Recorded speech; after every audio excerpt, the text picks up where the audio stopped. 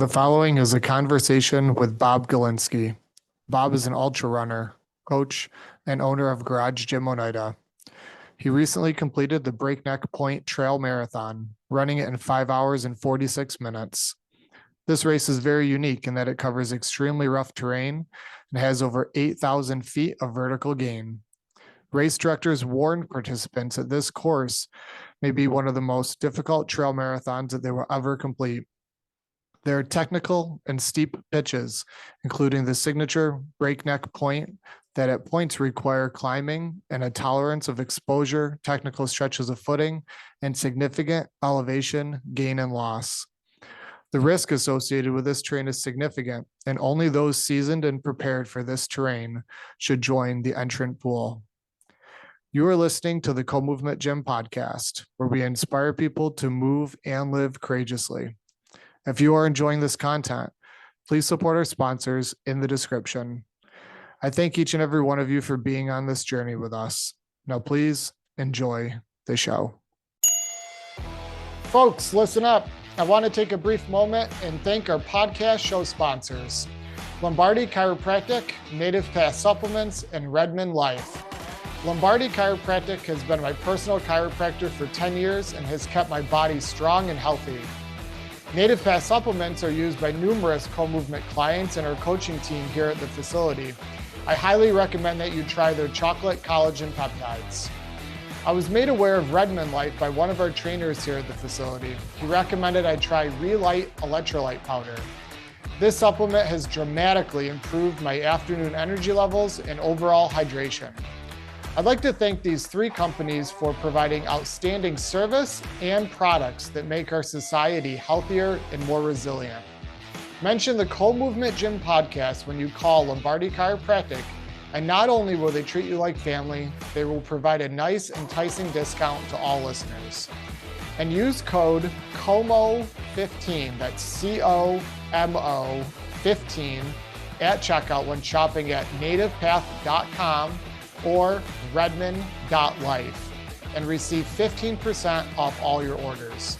Your support to our show sponsors assists in us paying for expenses and continuing to provide content we hope you all enjoy.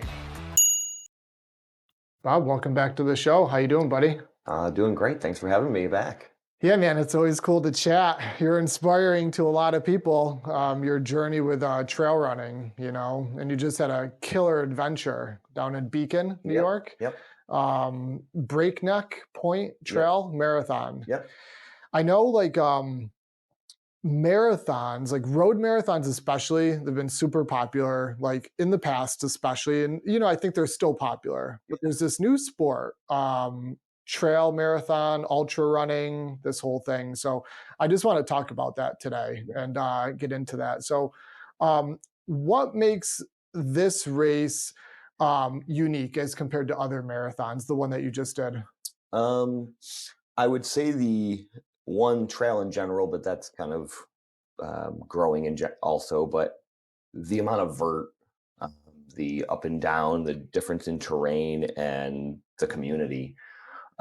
Like with most trail running, community is a huge piece. Mm-hmm. The amount of people that I literally did this race last year for the first time, and the people I met, several people last year, people I met this year, and it just keeps expanding. And then, you just keep seeing those familiar faces and cheering people on and then cheering you on. And it just, so I mean, trail running in general, community, but also, like I said, the vert, that's part of what attracts me. Being a bigger guy, a stronger guy, when it comes to road or even just flatter trail, I'm not going to be able to keep up with 140 to 160 pound runners. And so a lot of the races that I really enjoy are the ones that have vert, that it's going to be a little more challenging. It kind of evens the playing field. And then that's a little more fun for me, knowing that even with this race this weekend, I knew I wasn't going to win or be top 10, but it makes it a little more competitive for me than, hey, I'm in the back of the pack. Yeah, it makes you grind harder. Like the little bit of running I'm doing now, mainly inspired by you and Andy, hills, right? Any kind of climb like that, especially technical terrain plus hills, It's a whole different sport almost, because I've been doing a lot of like just to get my base up, like flat stuff, Yeah. just to get there. Yeah. Um, but when I am hitting hills, let alone hills with rocks or roots, it's like it's totally different. Quads burn different. Your focus is in a totally different spot, and so then you throw all that into a blender and you start fatiguing long term, like in a marathon. Yeah. That's like unbelievable. Courtney DeWalter talks about this a lot, like how you can't have a brain fart during a race like that because you're literally like bounding through the woods and can trip and face plant like at any time. Yep. Is that hard to stay focused, or you're just so used to it at this point? Because like later today, I might go do a loop, like trail run, right, in Yeah. the Staylands. Um, it's I have to think about almost every foot placement, like because of the terrain. Are you in just such a groove that it's just a different mode for you, or is it that focused? No, it's that It focus, and is. Okay. that's part of what I enjoy about trail Really? running as Okay. well, and especially technical trail and especially downhill. So that's definitely one of my specialties. I probably talked about that in the last couple of podcasts that you've had me on, but I love the descent, and that's part of it is that I like that focus and having to really be in the moment and be thinking about every step. It's that flow. There's nothing else that matters at that moment, because if you, as Courtney said, if you're thinking about something else, chances are you're going to trip, fall, uh, smash your face in. Like, you Mhm. have to be focused in that moment Mhm. on what you're doing, and then it tends to be something that I enjoy that aspect, but I also tend to be pretty good at it. So that again makes me a little more competitive. Mhm. So again, that makes it more fun if you can hang with people. Yeah, for sure. Yeah, I could see that being an advantage for stronger build like you, Yeah. um, because you're going to climb those hills and handle that beating a little bit better. Yeah. It's cool you mentioned the community aspect. I've Mhm. watched quite a few documentaries recently on the trail running ultra community. Yeah. Courtney DeWalter, a bunch of them, and just other people. They all bring that up, the community, on how it's totally different than the road racing community. It's just different, not better or worse, just different. Um, but it's cool hearing you say that, just that you're seeing familiar faces, good communication, like you're pushing each other. There's something special about that because I don't know. I think a large part of exercise in general is community based. And it's something like I've trained by myself for years, and so have you on and Yeah. off, and pros and cons. For sure. But like I just did the ham track, that mini triathlon Yeah. at Hamilton College. The community was awesome. It was like every corner you go around or every lap in the pool, you hear like, good job, keep going. Yeah. And you're like flying faster because you feel better around that environment. And Definitely. that was, I was thinking after, it's been probably, not including CrossFit, 15 years since I had done any kind of like race, right? Yeah. 5K, 10K, Boilermaker, like a long time. So it was Yeah. cool. So I appreciate and I can understand that community aspect hmm for sure in a race like that. Yeah. How did you feel on race day?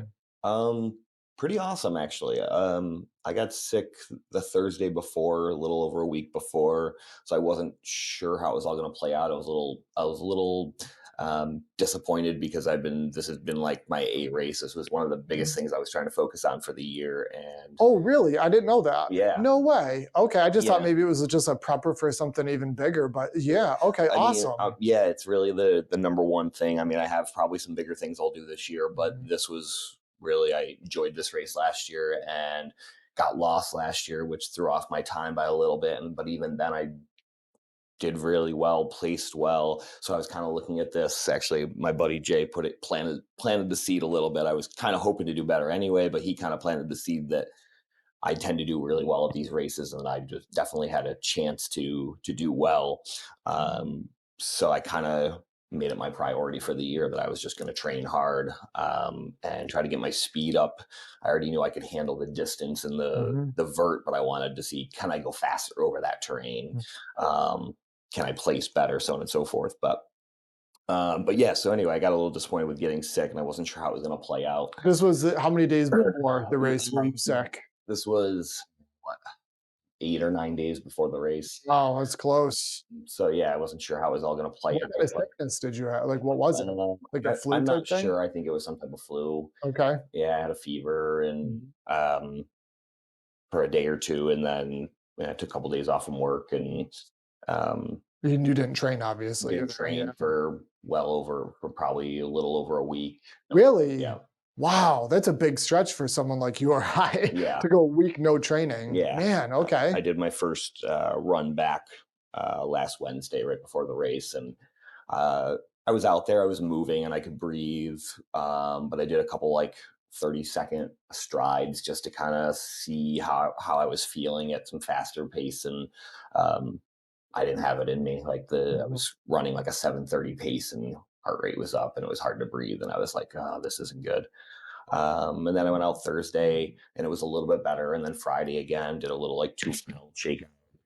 I think three. And same thing by Friday, I was like, actually, I'm feeling pretty good. And I was able to pick up a little bit. And then, but I still knew I wasn't 100%. So I wasn't sure how it was going to play out. But woke up Saturday and felt good. mhm. I don't think I was 100%, but I was probably pretty close, probably 95. Um, and so I was a little nervous, but got out there and I started moving. And after maybe the first quarter, half mile, I was like, okay, I actually was feeling good. I was climbing Mhm. that because it goes right out of the gate. You're going uphill, and like just after a little bit, I was like, actually, I'm maintaining a low enough heart rate. Legs are feeling good.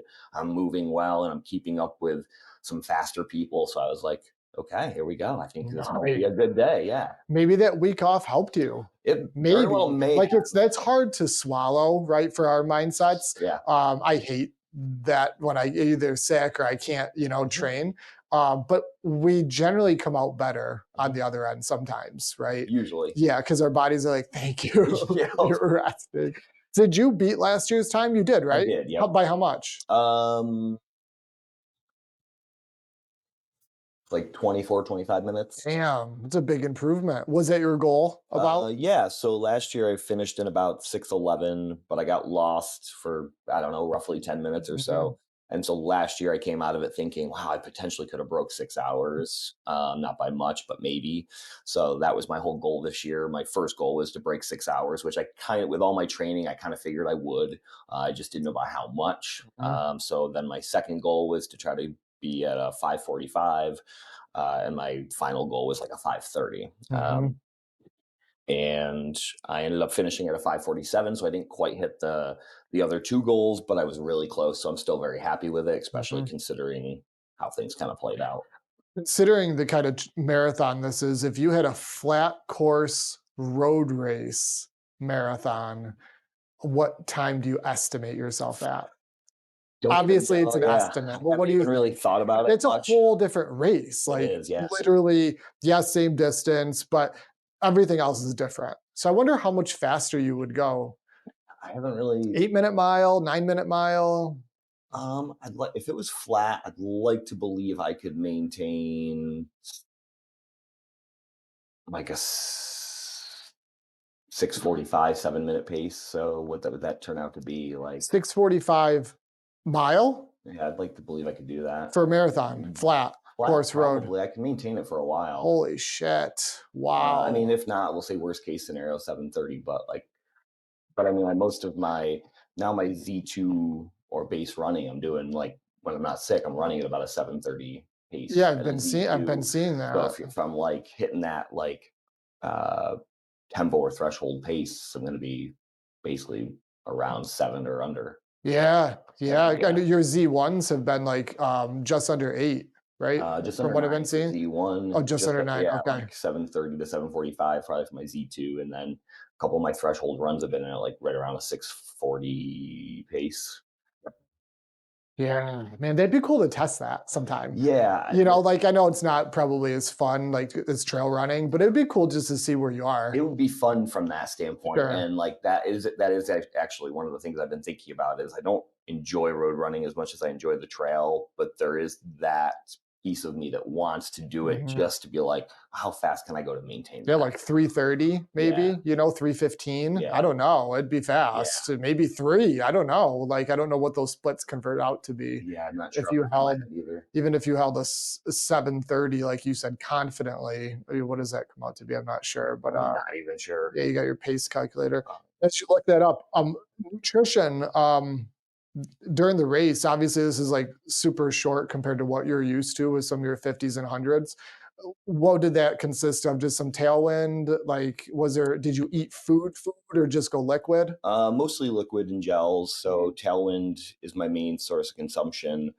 So I started off with my own Tailwind, and I mix about 2.5 servings per bottle. So per 17 ounces of water. So that gets me about 250 calories per hour. If I'm drinking one of those, I'm typically aiming for about 300 to 400 calories 4 hours. So with that, then I'm usually throwing in like a goo or some kind of Mhm, gel, maybe some type of electrolyte block or something like that, just to get a few. Um, but I wasn't thinking about that because I don't a lot of times take hydration from aid stations. A lot of times I bring my own stuff. sure. I guess I have a few times, but I wasn't thinking about it. And so I decided to keep my pack light and keep moving fast. I was just going to grab stuff from aid stations, and they're much more watered down. So that was kind of Mhm. affecting my nutrition. I wasn't getting the same calories that I was kind of anticipating in my brain. Um, Like a Gatorade versus a Tailwind. Like they the still use Talon, but Oh, it okay. wasn't as potent. They Sure. weren't throwing in as much per ounce of water or whatever. Like, Which that could fuck you up if yeah, you're taking in too much water, not enough electrolytes. yeah. Which I mean, I keep salt tabs on me Mhm, as mhm. well. So Okay. that's all I did was just supplement with salt Mhm, tabs. But but yeah, I was planning on not just the salt, but also calories from the mhm, tailwind. mhm. So I tried to make up for it with some gels. I definitely didn't stay on top of my nutrition as well as I was hoping to, which definitely affected me. I think in the second lap, but the first lap I did very well. I was very happy with my time for the first lap. If I could have just maintained it, I would have had one hell of a race. Sure. Yeah. How many laps was this? It's two, so they And were it's 2, okay. two 13-ish mile laps. Yeah, sure. I got to talk to you at some point about nutrition Yeah. because if I get into the Olympic Yeah. distance tries, that's like for me, especially being brand new, like 3:30 to 4 hours, Yep. probably closer to four realistically. Mhm. Which I know in that sport is super slow, but this is where I'm at. So like I have no idea how to fuel like past an hour because I don't do that stuff. Yeah, So we should definitely talk about that, we definitely can. just with electrolytes or the gels. Like I've never even taken a gel. Like I Yeah. have no idea. Yeah. And I know I would bosh that. So, cause it's a long time to be moving, especially like with that swim bike run, you're moving because Mhm. each event's so different muscle groups. Like it's not obviously a sprint, Yeah, right? But like you're cruising, for so sure. I'd want to make sure that I was pretty accurate with that, you know. Yeah. I mean, you just wanna kind of, I don't know what it is per body weight, but I mean, I definitely heard a while back, like when I first started, around 300 calories an hour, and now I've heard of some elite athletes doing more like 400 to 500 Mhm. an hour. Actually, I think in one podcast I was just listening to, they were talking about, um, I forget what it was actually, but it was how many grams of carbs Okay. per Hour. yeah, based on your body weight, but like Okay. how much you wanted. But I think it's somewhere around like maybe the sweet spot is like 70 to 80 grams of carbs per hour or Okay. something like that. That makes sense. Andy has been doing some long runs on Saturdays, I think, and he's eating like fruit, not fruit roll-ups, but like gummy type Okay, things, yeah. like the hell they're called, Like but a Cliff Block or almost like something like that. that. Yeah, it's not even it's literally like gummy bear type. Oh, it It's is just like like gummy bears. yeah, Okay, it's so like just something from straight like sugar. Hannaford. Yeah, Yeah. And I think he said he was doing a package every hour or something. okay. And I don't know what the conversion for sugar in that Yeah, is, but we were laughing because it's like super simple it is. and it was working really well. He did like 30 miles, I think, the other day. And that's what he did for Just nutrition. fuel off of that. Yeah, Yeah. exactly. So it's cool. You don't want to overcomplicate it, but So look up that time. So if you did 7:30 think what for marathon, what would be the overall time? I'm curious what it takes to go sub 3. I know people in the running community, if you're listening to this, I got all this memorized, but I don't. And we're due 6:45.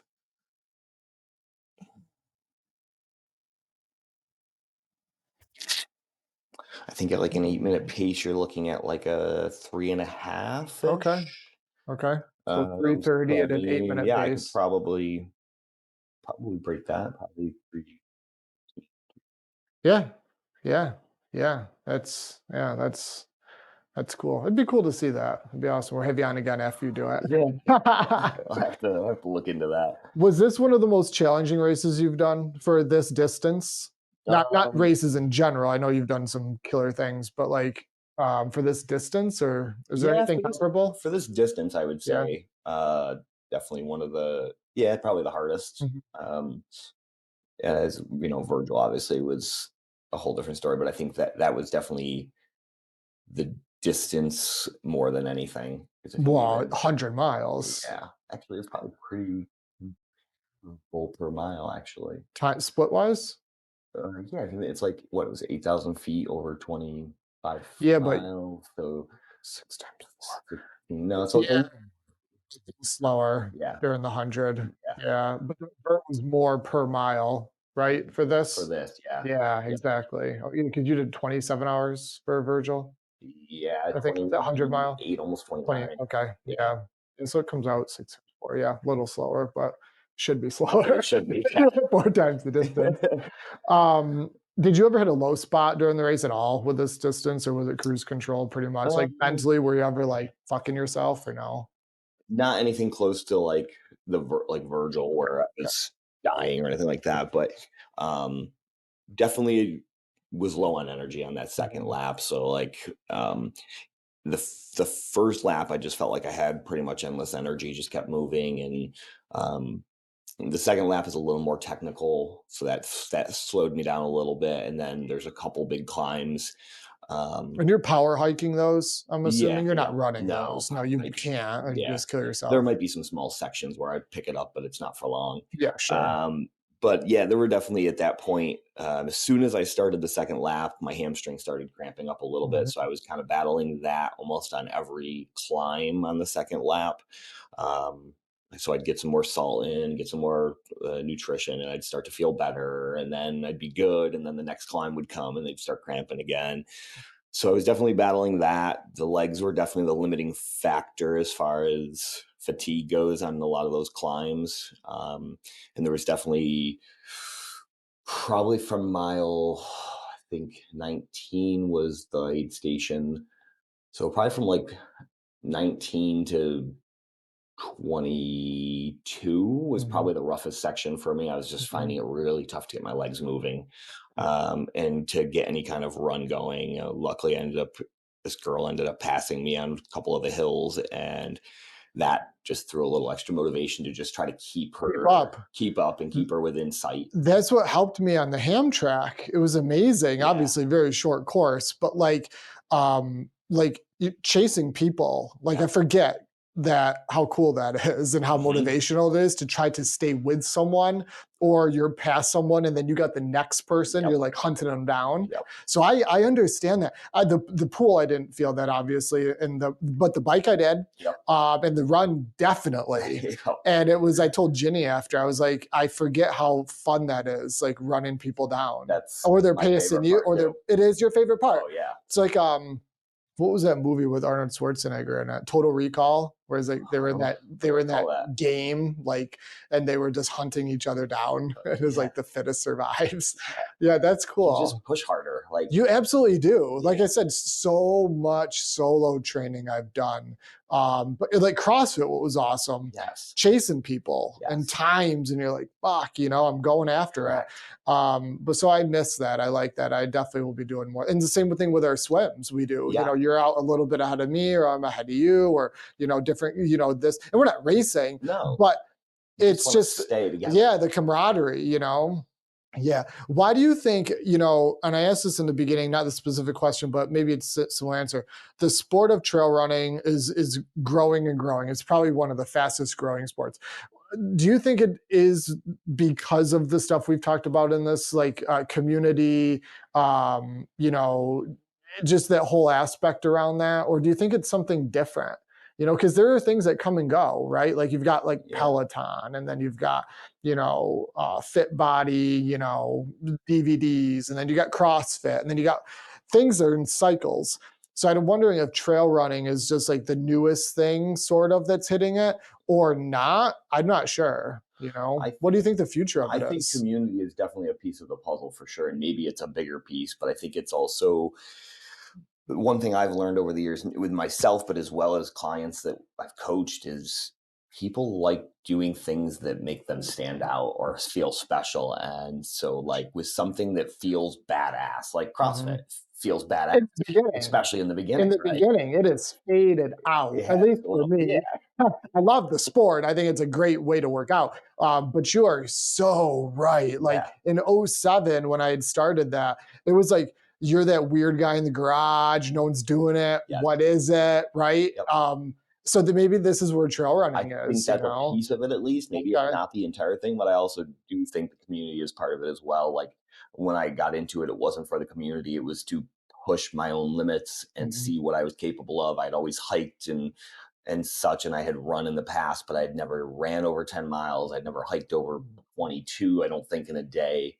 And so starting off with a 50K, that was kind of the challenge of like, I guess like deep down, like I knew I could do it because I had done hikes and I was like, well, you can always walk. But like part of that was, can I run? Can I run the whole thing? Yep. Is it how, and that kind of got me started. But even my first two trail, well, actually my first couple trail races, it was just like I met people, was competing with people, Mhm. and a lot of those people I'm still in contact with, at least on some level, whether it's through Strava, seeing them Mhm. at future events. Um, and I don't know, and some of them have become best friends and, Mhm. talk to them all the time. But so I think it's probably a mixture of those. Like people want to do almost like when I don't know if you've read David Goggins' book, but when it's I like, haven't, but I heard it's it's awesome. amazing. Is it And the Can't Hurt Me or the new can't one? hurt me. Okay, Yeah, the his new one first I one. haven't read. I need to, Jason but read it. Jason said it's yeah, awesome. yeah. That first one though, it's so badass that it's so motivating, and I think it's the same thing. Like I knew trail running and ultra running existed. I had a buddy who did cross country and kind of like gave me the first insights maybe a decade or more ago, but I just didn't really get into it. It wasn't, I was focused on bodybuilding and Mhm. lifting and all these other things. But then when I kind of got onto this train and wanted to challenge myself, and then I started following the community and following things, it was kind of like, um, this is pretty badass, like being able to go 50K, 50 miles, Like 100 Courtney miles. Dauwalter says, this is like, how far can I travel on Yeah. my feet? Yeah. That's fucking Hmm. cool. 50 miles, 10 miles, right? Five, whatever, right? Yeah. 100, 200, 240. Yeah. They're organizing now a 310, I think. Oh, wow. Gary Cantrell, the director Oh, of yeah. Barclays. Yeah. I think it's 310 they're coming out with, or Wow. they did last year. Maybe they already did it. So yeah, it's interesting to see how far your feet can take you. Yeah. Yeah, it's wild. There's something else I wanted to ask you. Oh, so you were saying like strategies of like, I know I could walk, but then how far can I run, right? Yeah. Like different intervals. Yeah. So I did a 10K on my own Saturday flat, but it was running like 4 minutes and then walking one. And like Mhm. that's just the strategy I stuck with. But what I'm finding is interesting is how many strategies there are, and that's all dependent on your course and the distance. Like there's so many factors, right? Yeah. So if I'm interested in doing the Cranberry 50, Yeah. mostly power hiking for me, but I Yeah. talked to Andy yesterday, I've talked to you. How much of that could I run, right? I don't know. Like, is it one where like I could run 1 or 2 minutes every five? Mhm. Or like, what does it take to optimize that time realistically? Yeah. That's, I think about that a lot, and it's cool because I'm a math guy and like I like splits and I like strategizing, yeah. and it gets my wheels spinning with seeing that sport from that perspective as opposed to just doing it, right? Yeah. Yeah. Yeah, and I'm assuming you tackle your races exactly the same. Yeah, I mean, I definitely look at the vert if I can. I try to look at the profile, but it's sometimes hard to recreate that around here. Big So time. for We talked about that yesterday. yeah, Yeah. for me, it's I especially with how busy I am. Most of my running recently, partly due to being busy, part of it doing to what my specific goals have been with speed and such. It's been a lot of flat, a lot of road recently. But when I do on weekends, it's either up in the peaks or for this race, I went down to Beacon at least once a month just to You did once yeah, a month. Oh, you did train down there. yeah, I went down at Okay. least once a month just to kind of familiarize myself with the course, make sure I knew where I was going, but also same thing, sport specific. You start Mhm. climbing those hills, you're now used to them, where to put your feet, where to go, so that now it's easier. And that's what I definitely found last year when I ran it for the first time. I had never been there. I knew nothing about it. I was going in blind. This time around, I knew what was ahead of me and where I was going, especially one section of the course which I had run numerous loops. It was just like I knew exactly where I was Makes a going. huge It made a difference. huge difference. I And did the same thing with the Hamtramck. I yeah, biked the course, yep, 4 or 5 laps. It was only 2 for the race, but I biked just to mhm, again, small stuff here, but I wanted to know it, right? yep, Obviously the pool is a pool, but the 5K course I didn't know. They didn't really plot it out before. They didn't send it to us, so I couldn't check that out. mhm, But it was flat. It wasn't too bad. yeah, But I think that's super smart, you yeah. know? Yeah. And so if you can do that, that's best. I know some people just try to recreate it with something that's local, and if you can, that's great. For me, our biggest hill is Castle. 600 feet, and it's just laps up and down. Yeah. Or I have to travel, and again, during the week, it's not really feasible for me. So it's weekends at best. But Hmm. Hmm. Last question. Any advice, like you're inspiring, to me and people listening to this, like, but you might get people into this sport at some level. What advice do you have for like a new trail runner out there?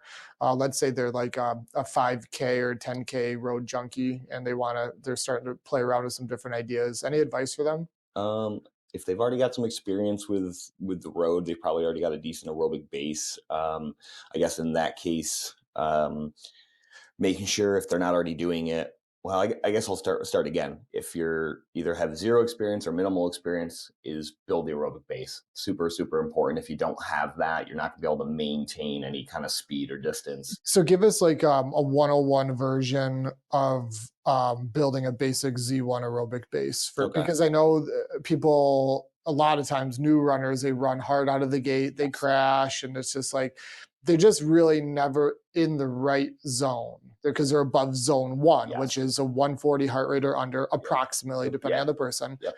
But when you say build an aerobic base, because this is what I'm trying to do now, Yeah. what does that consist of approximately? It's basically, as you said, it's kind of staying in a zone one, zone two um, heart rate essentially. So as you said, it's going to depend. It's basically to find your aerobic base or aerobic capacity. It's 180 minus your age roughly. So like Mhm. in my case, 180 beats minus. I'm almost 40 years old, so we'll just say 140 is kind of top end. So therefore, most of my Z2 or base running is like a 130 to 140 heart rate or Mhm. beat per minute. Mhm. And that's where you'd want about 80% of your training is going to be there. Build a strong aerobic base. And that's humbling for a lot of people, especially if Yes. they don't have the aerobic base that they have. And I fall into that camp where like, could I run a 7 minute mile now? Yeah, Yeah. 1 mile, right? My Yeah. heart rate's at 170, Correct. right? But the true test is that heart rate 130 to 140. Yeah. How fast can you run with that restriction? Yeah. And for a lot of people, it's a shit ton slower than they think. Way slower. It Yeah. was. Like I'm just to be very clear, I'm like 10:30 to 11:30 Yep. in that zone. Yep. And that's not a walk, but it's not running Nope. fast. But I can maintain that pace for longer distances because I'm in zone one. Exactly. And that's what I did Saturday with that 10K. Yeah. I stayed sub 140. I think I averaged like an 11:30 mile. Felt great afterwards, but Mhm. that's a true Z1 Correct. session for me. Yeah. It hurts the ego at first. I've talked with this with friends, family, girlfriend, lots of different people, and I always get the same feedback from people. It's too hard to run that slow, and Yep. I'm like, It is. And I was there back in 2020 when I first started really paying attention to this. And again, those first 2 weeks to a month were kicking my ego. I was literally walking at parts of the road. But what I found within that 2 weeks, I had already noticed a big change in my ability to now maintain a faster run while breathing through my nose or keeping a lower heart rate. And then within a 2 months time frame, I was finally now gaining speed and cutting off almost 2 miles, 2 miles per hour, not 2 miles per hour, but 2 minutes off my pace. And now years later, so again, we talked about this I think in past podcasts, but when I started, I was running same thing, about an 11:30, 12-minute Z1 Oh, that makes me pace. feel I had to good. walk. I got hope. Yeah. Yep. And now, almost 3 years later, my Z2 is, as we talked earlier, is like a 7:30, 7:45 pace. So my heart rate is low, and I'm running at a fast or good moderate pace, I should say, moderate fast pace. And so now when I'm doing speed work, now I can get into those 6-minute, 5:30 paces and maintain them for longer. Sure, because your aerobic base is built better. Yeah. I remember James Fitzgerald from OPEX years ago told me, and this was CrossFit strategy, but like spend more time in Z1. Yes. He said that. And at the time, none of us, that didn't make any sense because CrossFit's like 10, 20 minutes, pain, right? Lactic acid. Correct. We're like, why the fuck are we training this energy system when we're not going long? Yes. But there's just something magical about that. And then I did discover that. And then a lot of my training went that way. Yeah. And then I could hit that gas for 10 to 20 minutes, not die out. So cool. Great advice. Bob, it's always a pleasure. Thanks, Josh. We're definitely have you back on for more adventures. We're going to be doing some adventures with the lake swimming. For sure. So that I'm looking forward to. Maybe the cranberry, maybe not. Maybe other things I'll jump in. We do have an announcement coming up soon. I don't know when this is going to air, so maybe we're going to make the announcement before. Yeah. We're not going to do it right now on this call, but you and I and Andy are race directors for something coming up soon. So that's where we'll leave it at that. All right. See you guys. Bye.